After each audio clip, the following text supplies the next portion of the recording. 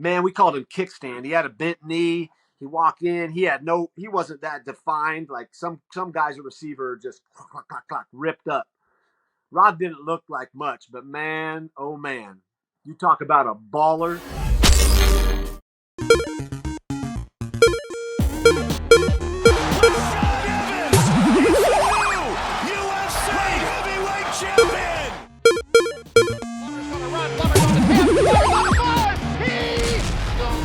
Sugar Snake Takes. Hey everybody, welcome to Sugar Snake Takes. We're going to be stepping into season 2 today. This is we're going to change some things up a little bit. In the past, we've done trivia. We're still going to do audience questions, but what we're finding is that these stories that we get to hear from Jake and Rashad they're just too compelling. People want to hear more from the legacies that you guys have laid out. And so we're going to shift it up a little bit. We're going to change the flow of this and see what people are vibing on. And right now, it's storytelling. That's what the people want. So you guys doing good? Feeling good? Feeling ready to tell some stories? Yeah, Absolutely. let's give the people what they want. Good, yeah. And what kind of invoked this, Jake? We just got to say it. We just got to get it out there. You look good, man. You look incredible with that. Looking clean, boy. Clean haircut. Schoolboy haircut. Fresh cut. Yeah. Back to school haircut. That's what it is. This is crazy because it's like I keep getting this like, oh, you cut your hair. Wow, you look so good. I'm like, did I look like shit before? What was going on with my long hair? Like, did I look like a bum? Are you judging me? Were you judging me then, or are you really like? Were you really feeling me? Were you feeling me, or were you judging me by my appearance? So it's been a very fun little bad week or two here where I've had to see people. Oh wow, you look so good. Like, what about when I had my long hair? Did you not think I looked good? So yeah, it's been kind of an adjustment, but I enjoy it. I'm me. I'm still Jake Plummer, the guy who did all this stuff and is doing all this new stuff. So nothing but Jake, hair. you don't miss the flowing locks? I mean, it sometimes it was kind of fun when I would be at a concert and I could let it all hang down in front of my head and just kind of dance around like this. But yeah, man, I was pinning it back. It was getting in my mouth. I couldn't have the windows down without a hair tie or two or three. The pains of having long hair. I understand. Yeah, I mean, I don't know how you did it. In Colorado, you got to go everywhere. You got to have chapstick, and if you have long hair, now I got to carry hair ties. And it's like, come on, and water. So yeah, it's nice. I don't have hair ties anymore. Yeah, too much maintenance. I remember you telling me something about growing out that hair and kind of changing your look and how it really vets people. People walk by and they don't give you two looks, and then the moment, oh, that's Jake Plummer over there. Oh, hey, what's up, man? Like, hey, man, what about when I was the long hair hippie over here? Now I'm not fucking cool, but now I'm cool. Dude, so I like that. People have been walking by me. I've a couple people I know have walked right by me, looked at me, and kept going because now I have short hair and I look different than what they're used to seeing for the last couple years. So it's very people interesting. Yeah. Oh wow. It's kind of interesting. Mama won't talk to you now that you're clean cut. She's an old school hippie herself, isn't that right? Who's that? Your mama. Oh, your mama. My mom's happy I cut my hair. She was wanting me to wash it all the time, tell me it looked greasy. Mama knows best. Mama knows best. But that is the direction that we're going to take this this topic. The first episode of season 2 is judging a book by its cover. We're talking about this obviously in sports. Rashad, my mind went to you immediately, just in the sense of in the fight game or wrestling. I remember in high school always like looking at a guy and be like, oh my God, that guy's small and jacked and he's gonna rip me apart, and then dominate him while the tall lanky guy absolutely destroys you. And so judging a book by its cover, we were thinking that this would be a good direction for this first episode. And so I don't know if either you guys want to start in on a story about a time that maybe you judged a book by a cover or you were judged. So what do y'all I'll start off. So first time I went to Albuquerque, I went there with Keith Jardine. It was after the Ultimate Fighter show. And when you go to a new gym, it's always that weird kind of feeling out thing. Like if you've trained, you go to a new gym, it's always like fresh meat in the gym, right? So you gotta be ready, you gotta be on point. So I go there, everyone's pretty cool, but at the same time I can tell like, they're trying to feel me out. And it was like our first sparring class. And I was matched up with a couple tough guys, and then I did pretty good, and then I had to, face Holly Holm. Holly Holm was boxing back then, but she had a background in kickboxing, But I didn't really understand how extensive her background was in kickboxing, so I'm like, okay, she's just a boxer, and of course she's a girl, right? I'm like at this time I'm probably like around 225, pretty solid, And I have to spar, so I had 2 hard rounds, and then I get to spar her. So I'm just kind of like moving around and not really trying to hurt her. This girl caught me with the nastiest straight left. It just like made me dizzy as hell. And then I'm like, yo, what was that? Right? It was like the hardest punch I think I've taken at that point, even in fights. Like that was like one of the hardest punches I got hit with. I'm just like, what the fuck was that? So so I'm like, oh, okay, so she wants to turn it up. All right. So I started to turn it up on her, right? And then she catches me with this nasty leg kick, bow, right in the face. And you know how like when you try harder, like the worse you do because you're trying hard. And that's what happened. Like the more I tried, the worse it got for me. And she caught me with a leg kick right in the face at the end of the round. And the round ended as I was just kind of like getting my wits back and kind of still staggering, still keeping my poker face, still not letting her know that how bad I was rocked. And I go to like the side over there, in the gym, and I'm, have my head down, and I'm against the wall. And then Keith Jardine comes up to me and he says, "Hey, you sparred Holly, didn't you?" I was like, "Yeah." He knew. He knew. I was like, "Damn, man, it was a setup, man." Holly was nasty, and her stand up was unbelievable, and she hit hard. And I never even trained with a girl at that point. So for me, I'm just like, yeah, I mean, she's a girl. What could she? How dangerous could she be? Very dangerous. She knocked the hell out of me that time. Dang. This was before her title reign. This is before she was even in the UFC. She was a boxer Wow. back then. This is when this is like years and years when she was doing her boxing. She's a boxing Hall of Fame fighter, and that's when she was doing that. And I had no idea how nasty she was at kickboxing, but I soon found out. Dang, had you rattled, huh? Just Man, dizzy. she had me on skates, bro. She had me on skates, and the worst part about it was I couldn't even sit down in pride, just be like, you know what, I'm gonna take this round off just because I got really rocked the last round. My ego wouldn't let me do it. Man. So I went out, I kept it going, but yeah, she almost put your boy night night one time. Would this be like the first time that she'd ever know that you'd done that? Do you ever tell her like she got the best of you that day or what? Um, I didn't tell her. I never told her. She probably doesn't remember the day that we first sparred, but I'll never forget. All right, Holly. I had nightmares. I had nightmares, bro. I had nightmares about that kick. If you're listening, Holly, here it is. Rashad Evans admitting that he got rocked, and that's legit. Yeah, I've seen it. but you know what though? I mean, I kind of want my rematch. Yeah. I think it would. I feel like it would be really hard to go into a Book ring it. and like lay it on a woman. I mean, because I was taught like you don't do that, right? But I know it's different. Yeah. You're in the ring. You're both stepping in to say we can fight. That's okay.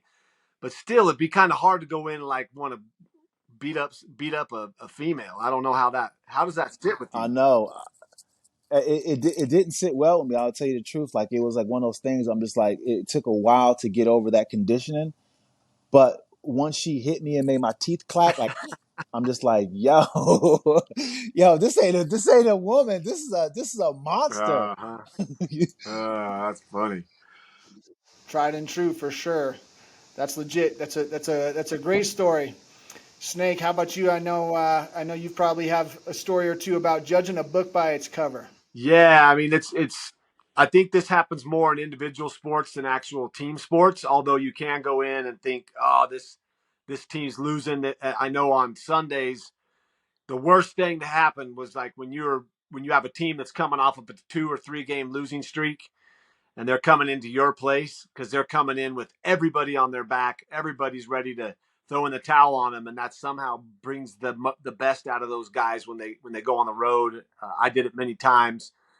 So you never want to judge like their record by how well or what it's going to be like on Sunday. But I really experienced this a couple different ways. First was in my tail end of my career here in Denver. I started playing a lot of handball. The crew here, Stan Walpoff, Stan Dunleavy, they were like reaching out to me, like, come on out to the court. So I went and played in a handball tournament. And I was playing in like the A's, like the A level. I wasn't an open player at the time, but I was in the A's. And I reached out to the USHA. I'm trying to find this article, and I know by the time that we'll be able to post this article when we find it. And I can't recall the guy's name. It was Mike. I think Mike somebody. He came walking over. I was fresh off of '05, the best season of my career, and I was pretty big in Denver, pretty big in the NFL. And here's this dude who's just an A player. He was probably in his early 40s. I was still in my late 20s, and in shape playing football. So I felt pretty confident. And I step on the court and I look at this guy, and he's got his little goggles on, and he's kind of long, skinny neck and kind of long and gangly. I think he had knee pads on too. And I'm just like, oh man, I'm gonna roll this fool.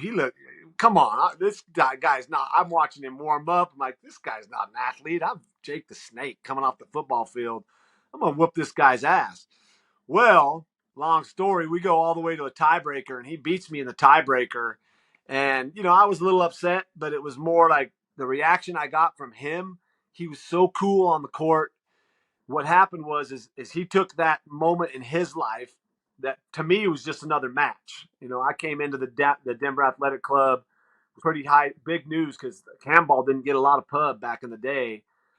That year, I had thrown a ball left-handed and got an interception, and Brent Musburger has mentioned handball on a Thursday night game or a Monday night game, whichever it was. So, I was kind of the handball representative doing this for this sport. So it was big that I was at this tourney. And he goes and he wrote this beautiful article about David and Goliath. He's calling me Goliath, this bigger than life guy coming in, and everybody's talking to him, and he's shaking hands and kissing babies and doing all this. And then he gets to step into the court with me. And it was like for him, one of the biggest moments of his life, the biggest thing to beat Jake the Snake Plummer. And for me, it was like I got beat by this dude that I obviously learned a lesson. Don't judge a book by its cover, because on the handball court, that'll happen quick. Many times. I mean, up in Sandpoint, I played with a guy named Bruce Sledeker, and he had a mustache, kind of a beer gut because he loved to drink natural lights, naughty lights, and didn't look like much of an athlete. I mean, Bruce will tell you, he'll be the first to admit. But man, he ran my ass ragged when I retired. He ran me all over the court until I could finally slow down, contemplate the game. But he's a guy, like, if you saw him, you'd think, this guy's not an athlete. But man, you get him on the handball court, and he knew the game. So I've learned my lesson fair and square. I was also on the other end of that, too, when I was about 13 years old up in Coeur d'Alene, Idaho. We used to go play hoops all the time down at City Beach. And if I was with my brothers, I could get on the court. But if I was by myself, it wasn't as easy. So one day I remember sitting there for like a couple hours trying to get on hey, do you guys need a fifth? Do you need an extra player? And they'd look at me, and I was like maybe 5'10", 100 and maybe 110 pounds.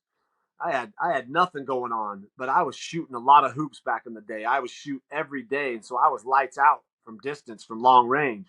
No one picked me up all day. All these guys, nah, man, we're good. Nah, man, we're good. And then they'd be looking for other guys, and I'm sitting there like, this sucks, man. My brothers show up. They get off work. They show up. Of course, they're going to pick me up. During the first game, I'm running around. They're feeding me. I hit a three from pretty deep. Then I hit another three from pretty deep. And then I even hit a three. I'm out of bounds. I didn't even know it. I was off of the court, out of bounds, and I drained another three. And now everybody's going, wait a second. From that day on, they didn't judge me by the cover. They were like, we got you, Snake. We're going to put you up on our team, because I was like a sharpshooter. So it happened to me on the other side of things, where I felt that kind of, damn, they're judging me because I don't look the part. But I knew I could hang with these guys even at 13 years old. And then when I got my chance, I let it go. Nice.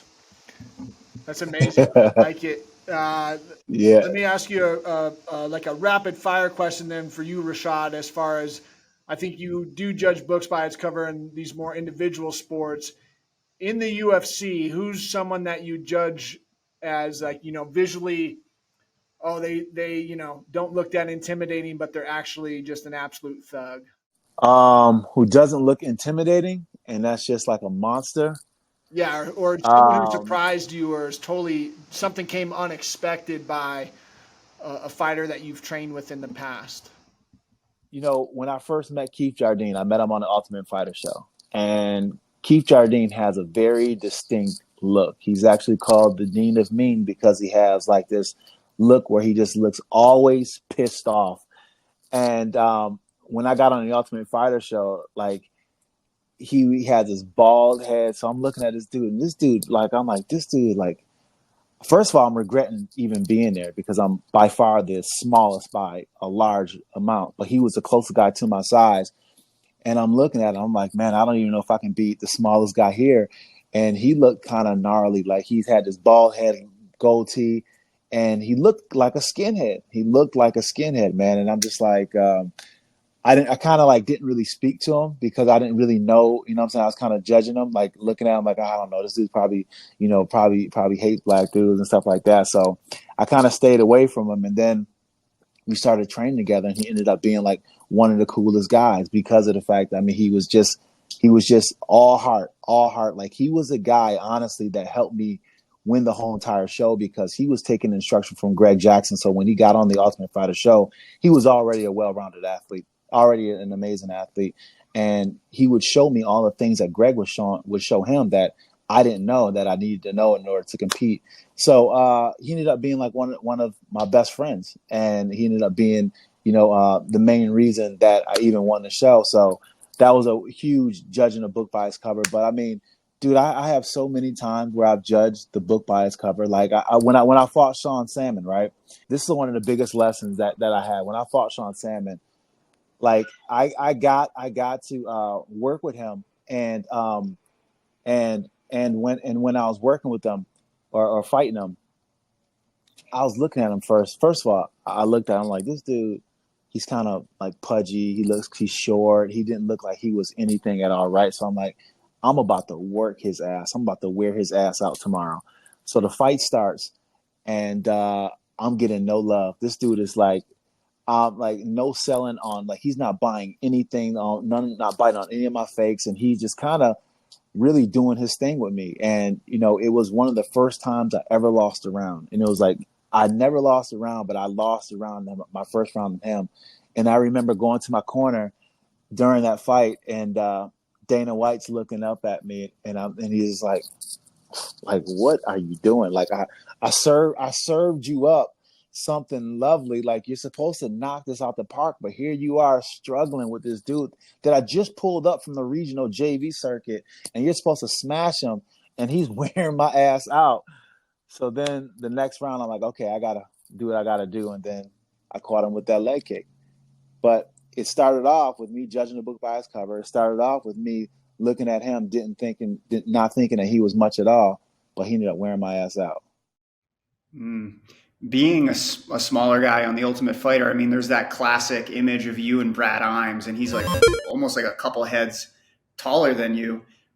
Did you feel fueled by being underestimated? Was it something that actually drove you to compete harder, or did it feel like an obstacle to overcome? It was fuel for me. Like, I would do my mental work when I train. I had this hill next to my house, and I would run up it for probably about an hour straight, and my dog chasing behind me. At first, I was chasing him up the hill, but I will go so long where he gets tired, and I'll start beating him, and I wouldn't stop until I can beat him. But all the time that I'm running up this hill, I'm just talking, talking shit to myself, talking to myself about what I want to do, and just kind of really embodying the fact that everybody really thought I was going to lose. So when I was on the Ultimate Fighter show, they almost didn't let me on because of the fact that I was so small. Dana White told me, he's like, you know what? I'm going to get on you're going to get on my fucking show, and I'm going to have a boring episode. You know why? And I was like, no, because you're too fucking small to be on my show. You're going to get taken down. You're going to get held down. You can get the fuck beat out of you because you're too small to be on this fucking show. And I was like, I was thrown back because I'm just fresh out of college. So I'm thinking like, okay, I'm going to be all buttoned up with this job interview. You know what I'm saying? I've been in the working world for probably about 2 years at that point. So I've been on a few interviews. So I know how to put my best foot forward. So I thought, and this was an interview like no other. And when he came at me talking about, he's like, bro, he said, are you fucking kidding me, bro? I had guys so fucking big. They had to duck through that fucking door to get in. You fucking Cuba Gooding Jr. looking motherfucker. And he just started cutting in on me. And I'm just like, yo. Yeah, but being the underdog and the Ultimate Fighter was the thing that just, it propelled me to win it. That's awesome. Jake, I've got a quick rapid fire question for you before we jump into a community question, because there's this video we posted from a past Suga Snake Takes episode about the combine, and just how the combine is in football, and people are really resonating with what you shared. So, around this subject, was there ever a player that you saw who kind of performed pretty poorly at the combine, who went on to be an absolute beast on the field? Yeah, I mean, I would have to go look back to look at who was there at the combine. It was weird. I saw some guys that did pretty well in college. That ended up having a poor combine and just never really being able to recover from that. I mean, a poor combine is in like the balls. The NFL football, when it comes out of the plastic wrapper, it has this weird like sheen on it, and we used to take the balls and like rub them in the grass, or the kickers would take them and scrub them down to get that kind of sticky sheen off, because it was really actually it affected the way you threw the ball. You couldn't get a good grip on it. And I remember at the combine talking to this kid from it was from Louisiana Tech, quarterback. I want to say his name was Jason Mackey. I may be wrong on that because some of this stuff I haven't thought about since back in '97. It's been a while, but he could not throw the ball. Like, it just was not coming out of his hand right, and I could tell he was nervous, and me, I was different. Like I said in my clip there, like the combine for me was a joke.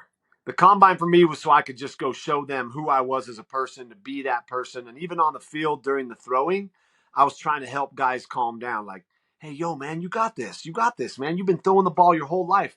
Don't get nervous now. This is what we do. Like, relax. They want to see you relax. And when they see you get tense under this microscope, how are you going to go out on Sunday and perform? How are you going to go out in front of 75,000 and who knows who else watching on TV if you can't just throw the ball here in this dome right now? So for me, the combine was kind of a joke. Like I said, it was more like, here I am. You're going to look at how I run my 40. I took a bow after I ran like I think I ran a 4.940. And I just stopped and I took a bow to the crowd like, this is what you need me to do, so you draft me, because I think this is bullshit. I've run away from guys that run 4.7, and that's because I was scared shitless. Not because I could run a 4.7, but because I was faster on the field. A guy that I think about a lot was like Keith Poole, who I played with at ASU. When he got recruited out of Clovis, they thought he was black because he was like running by people and he wore black tights.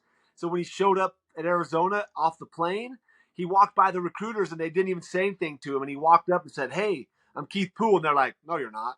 He's like, "Yeah, I'm Keith Poole." They're like, "Wait a sec." They didn't know. So Keith was looked at all the time as like, this dude, who is this dude? But that guy on game days, he could run away from people. And it's like, it's that certain trait that some folks have. And back to judging a book by its cover, Rod Smith was a guy like that. I got to play with Rod towards the tail end of his last like 4 of his last like 5 years of his career. Man, we called him kickstand. He had a bent knee. He walked in. He wasn't that defined. Like some guys at receiver just clack, clack, clack, ripped up. Rod didn't look like much, but man, oh man, you talk about a baller. straight up. When you needed him to be there, when I needed him, he was there. He knew the game inside and out. And if you looked at him and saw him and thought, "Oh, that's Rod Smith," you double take and go, "That can't be Rod Smith." But that was, man. That guy was just a straight up G on the field, but not the way he looked, And I could go back and forth on all that stuff, but yeah, that combine was very interesting, man. Just the fact that I had to go try to prove myself in front of these guys. And of course, it's a measuring stick. It's a validation thing for them to have to check these boxes, and any red flags come up, they can address that. But me, like I said, I played 4 years at ASU. If you need proof, if you want to ask questions, go ask my teammates and coaches. They'll tell you what they think about me, not how fast I can run a 40 or how many vertical inches I can jump. Because last time I checked, I wasn't dunking a football anywhere or jumping over anybody, but it's all right in your heart. What can you measure there? The compost really can't measure that. Yeah. Yeah. That's your story has got me thinking about, I just got one more, but this story, honestly, this one for me was the one that it was truly my first lesson in judging a book by its cover. And it was probably one of the most hurtful ones. So I'm in junior college, right? And it's my second year in junior college. And I was undefeated. Like, I was just like taking scalps. I was just that dude, and every tournament I roll into, I just knew one thing. My hand was going to be raised and I was going to be like sunshine. You know what I'm saying? I was going to be just styling on these dudes, right? They stood no chance. So I get to the finals, right? And of course, I'm not even paying much of attention. I've been in the finals many times, and it was just a matter of me going out there and just getting my hand raised. So my match is about to come up, and I was a little tired, so I'm laying there sleeping, and I sleep like all the way until I almost got to go up and wrestle. And I wake up a little bit, and I look at the guy who I got to fight or wrestle, and it's this guy, like this corny ass looking dude who looks like Michael Jackson, like before he did all the shit to his face. You know what I'm saying? He looked like Michael Jackson, young Michael Jackson, like with the afro and everything. You know what I'm saying? Like, that's what he looked like. But he looked like a straight nerd, right? And I'm like, and they're like, Rashad, you got to get ready. I'm like, dude, I'm a dog walk this dude. I'm going to beat the shit out of him, right? I'm about to embarrass him. I go out there. This dude was so damn strong. He grabbed my wrist, and I couldn't get my hand back, bro. I could not get my hand back. And it was like, immediately I knew at that point I made a huge mistake. And I'm just like, how am I gonna get out of this? So he takes me down right away. Boom. And then I'm like, oh my gosh. So I escaped the position. I get back up to my feet. But the whole wrestling match, we're battling, and he's up the whole match. And I had to fight my way back into it to lose the match like 6-3. It was one of the most demoralizing and most embarrassing things that I ever had. I went to the back room. I shook his hand, and I just ran to the showers just in tears and crying. But it was like my heart was broken. But here's the crazy part about it. The crazy part about it was I ended up having to wrestle this guy at the NCAA finals in junior college. And I beat him. And then after that, he actually came to my team on Michigan State. His name is Anton Hall, one of the nastiest wrestlers I ever trained with and ever went against. But he was one of my biggest lessons in. That's good Never stuff, judging man. a book by its cover. You know what's funny, and I know you deal with this too, Rashad, and even me, is being quarterback. People assuming that they know what I'm like.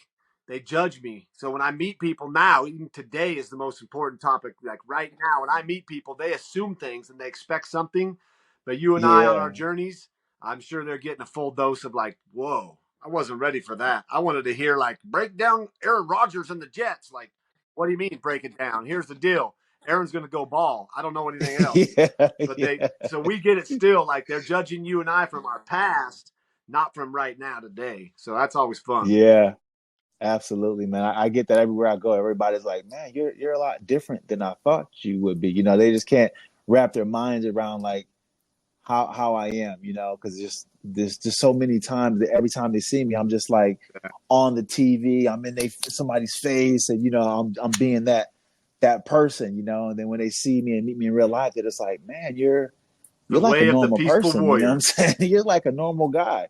Yeah, speaking of right now and the journey that you guys have been on, so transitioning to the community question, we got this one's directed at Rashad, but I'd love Jake or Dale to chime in if you feel like you got something to share.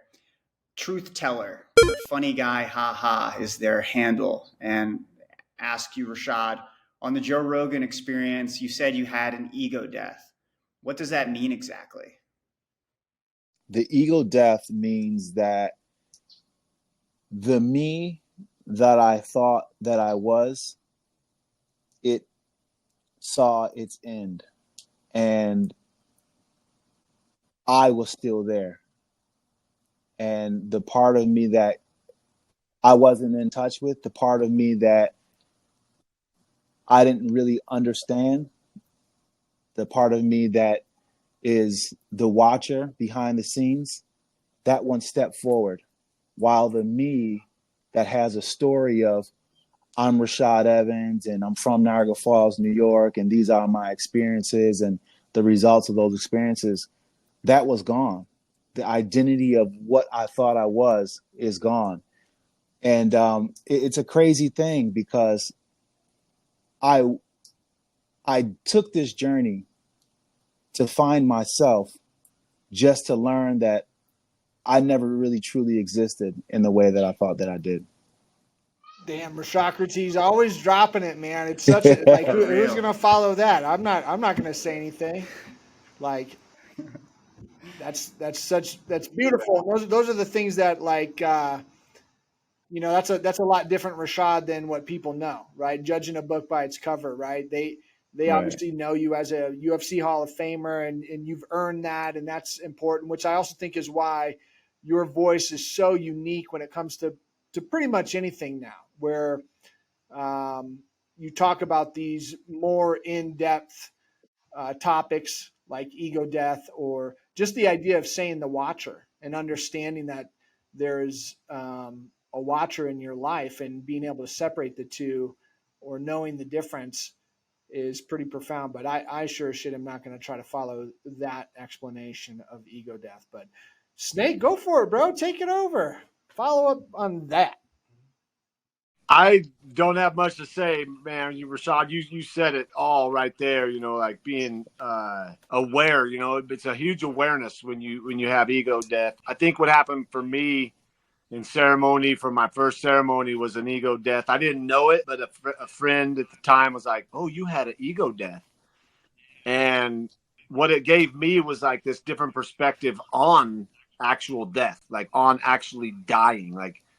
It may be, depending on how you go, it could be one of the easiest things we do. It's just done, it's over with. Where living sometimes is the scariest part. Mm-hmm. So what it taught me about, Mm-hmm. my ego dying was more like who I truly am. And if I can really go about living that essence and being really in that essence of who I want to be, who I am, and how I affect people, not living on my past, not living in, who I was, and who people, like we said, judge me by, like assume that I'm somebody when I'm not actually that person.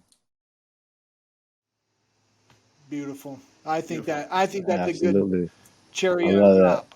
Good bow. But right on. All right. Well, hey, this is a good new format. I've enjoyed this. I enjoyed these stories. I enjoy, just the different perspectives and judging a book by its cover. It's something that we all do. We all have our own personal stories about that, and it's okay. But stepping back and being a watcher is probably a better perspective. Kind of see, oh, why would I do that? Why would I judge someone before getting to know them or whatnot? So. With that, we will end our first episode of season 2, and we appreciate everybody tuning in, and we'll do this again very, very soon. Thanks, everybody. Peace. Peace.